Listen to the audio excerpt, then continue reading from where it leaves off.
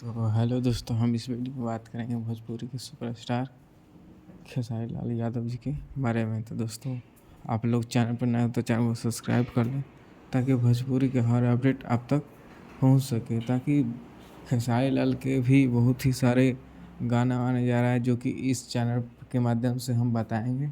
तो खेसारी लाल के फैन हो तो चैनल को सब्सक्राइब कर ले। और खेसारी लाल को आप देख रहे हैं जो टी सीरीज से गाना आया था जो कि जून में शादी हो जाए, जो कि जून के माह में गाना था, वो भी उस पर खेसारी लाल रील बना रहे हैं, बुलेट से घूम रहे हैं और बहुत ही अच्छा लग रहे हैं लुक में। जो कि बॉडी सॉडी फुल्ला फुल्ला सब और चश्मे लगाए हुए हैं, जो कि फुल मस्ती करते हुए वीडियो डाले हैं रील्स पर।